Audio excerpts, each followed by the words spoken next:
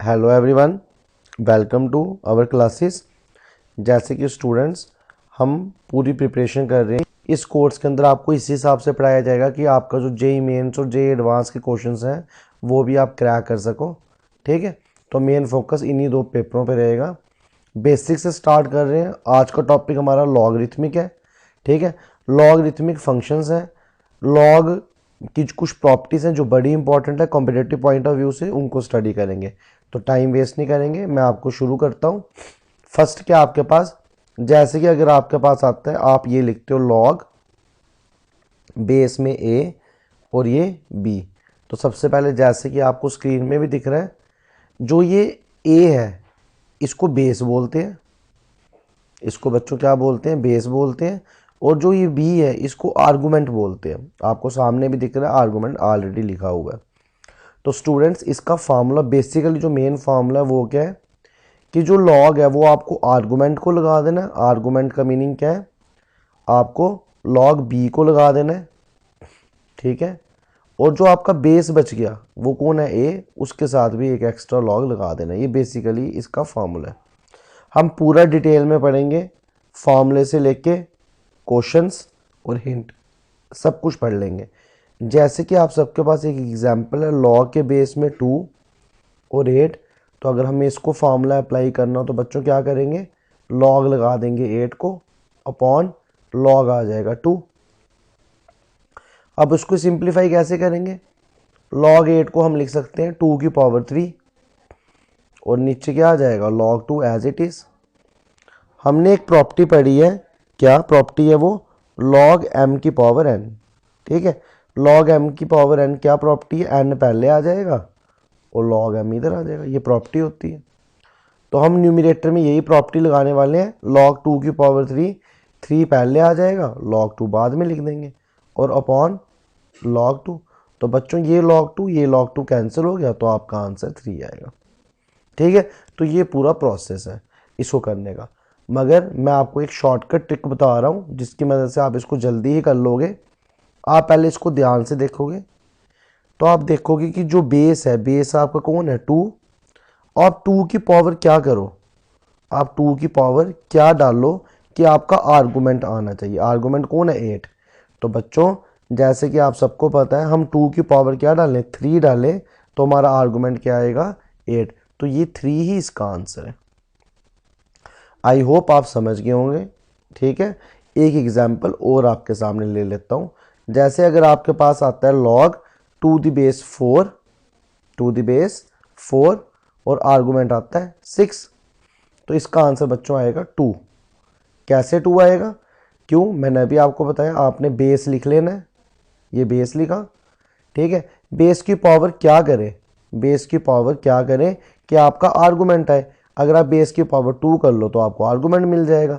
तो इसका मतलब है log 2 द बेस 4 आर्गुमेंट 16, इसका आंसर आपके पास क्या आता है, 2। आप डायरेक्ट भी कर सकते हो। ये जो इस साइड हिंट है कि a की पावर में हम क्या करें कि b है, और नीचे भी आपको यही बताया हुआ है कि a की पावर में क्या करें कि b आंसर है। तो वो जो पावर है वो आपका बेसिकली इसका क्या होगा, आंसर होगा। आई होप आपको इतना अच्छे से समझ आया होगा। ठीक है, तो अब हम नेक्स्ट और थोड़ी सी एग्जांपल्स ले लेते हैं इसकी, तो देखते हैं क्या एग्जांपल्स हैं। अभी हम कर लेंगे आगे। जैसे अगर आपके पास, आप एक और एग्जांपल ले लो, लॉग,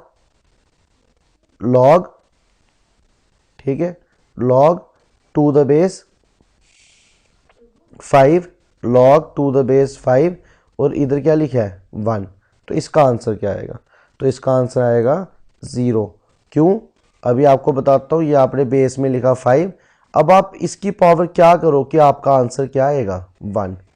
क्या मीनिंग है कि जो बेस में है उसको लिखना है 5, उसकी पावर में आप क्या डालो कि आपका आंसर क्या आएगा, 1। तो आप सबको पता है अगर मैं 5 की पावर में क्या डालूं, 0 डालूं, तो मेरा आंसर आता है 1। तो इसका आंसर क्या है, ये पावर।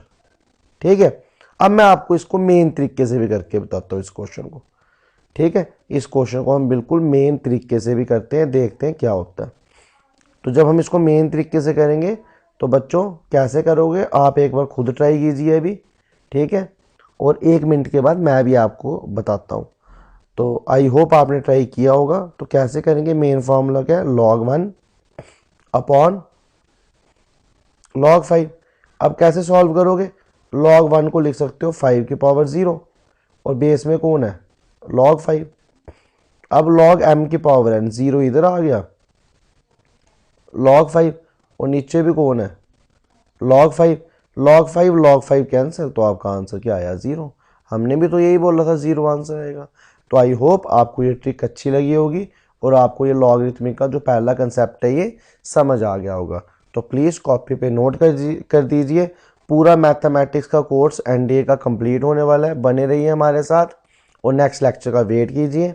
ठीक है, आपको सब बता दिया जाएगा। टेलीग्राम ग्रुप हमने बना दी है, आपको आपके डिस्क्रिप्शन में टेलीग्राम ग्रुप का लिंक मिल जाएगा।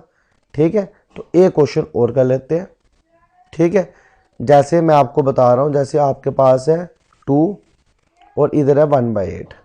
अगर ऐसा कोई क्वेश्चन आ जाए तो क्या आंसर आएगा, तो आपने क्या बोलना है, तो बच्चों आप ही बताओ 2 की पावर में मैं क्या करूं कि मेरे पास -1/8 आएगा।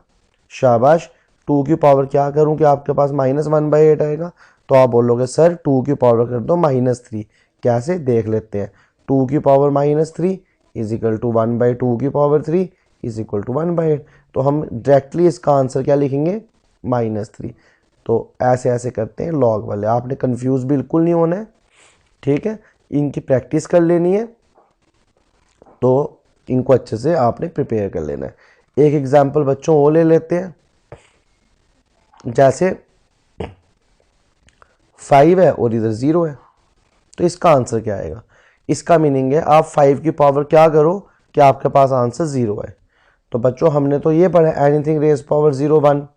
हमने ऐसा तो कभी नहीं पढ़ा किसी की पावर करो तो आपके पास 0 आता है, ऐसा पढ़ा कभी। अगर 5 की पावर आप कुछ भी करो वो 0 तो कभी नहीं आएगा, करके देख लो। आप 5 की पावर 1 करो तो 5 आता है, 5 की पावर 0 करो तो 1 आता है, 5 की पावर -1 करो तो 1/5 आता है। 0 कभी आएगा, कभी भी नहीं आएगा।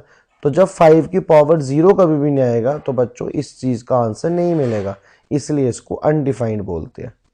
इसलिए इसको क्या बोलते हैं, अनडिफाइंड बोलते हैं। मैं आपको एक एग्जाम्पल और बता देता हूँ इसकी। जैसे आपके पास लॉग है, इधर ए है और इधर 0, तो क्या आंसर आएगा। इसका मीनिंग है कि जो ए है उसकी पावर आप क्या करो कि आपको 0 आएगा। ए की पावर आप क्या करो कि आपके पास क्या आएगा, 0। क्या ए की पावर आप कुछ भी करो कभी भी 0 नहीं आ सकता। ठीक है, कैसे, अगर आपने ए की पावर 1 की तो ए आएगा, ए की पावर 0 की तो 1 आएगा, ए की पावर -1 की तो 1/a आएगा, 0 तो कभी नहीं आएगा। जब 0 कभी नहीं आएगा तो हम बच्चों क्या बोलेंगे, जो इस टाइप की आइडेंटिटी होती है, जो इस टाइप की आइडेंटिटी होती है, इसका आंसर क्या है, अनडिफाइंड आएगा। आई होप आप ये चीज़ भी समझ गए होंगे। अगर आपका आर्गूमेंट कभी 0 हो जाता है, आर्गूमेंट क्या हो जाता है, 0 हो जाता है, तो उस लॉग की वैल्यू आप नहीं निकाल सकते। तो ये आप नोट कर लीजिए कॉपी पे, अगर आर्गूमेंट 0 हो जाता है आप उस लॉग की वैल्यू नहीं निकाल सकते। तो मैं इधर बता देता हूँ, अगर आपका आर्गूमेंट जो b है वो कभी 0 हो जाता है, then log 2 the base a is always undefined. ये आप नोट कर लीजिए। आई होप आपको ये अच्छे से समझ आ गया होगा। ठीक है, अब चलेंगे हम एक छोटे से टॉपिक और पे, वो भी इसी की कंसीडर्ड है, अभी उसको भी देख लेते हैं। ठीक है, जैसे अगर आपके पास ऐसा आ जाए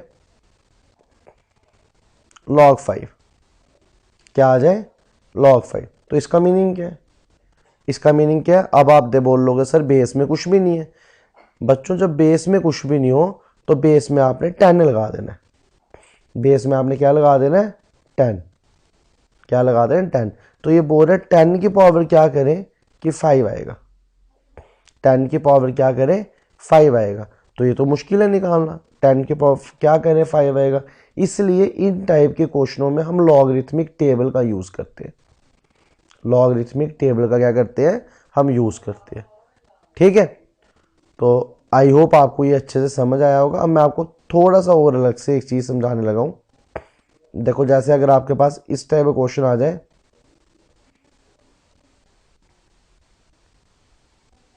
जैसे आपको बेस में कुछ भी नहीं लिखा है, ठीक है, आपको बेस में कुछ नहीं लिखा है, और इधर क्या लिखा 1, ठीक है, इधर क्या लिखा 1। हमें तो पता है log 1 0 होता है, log 1 आप याद रखो log 1 होता है 0, मगर बेस में कुछ नहीं लिखा है। तो बच्चों अभी मैंने बताया अगर बेस में कुछ नहीं लिखा होगा तो इसका मीनिंग है बेस में कौन है, 10 बैठा है। तो इसका आंसर कैसे करोगे, 10 की, क्या आपके पास क्या आना चाहिए 1, 10 की पावर 0 करो तब आपके पास 1 आएगा, इसलिए इसका आंसर क्या आता है 0 आता है।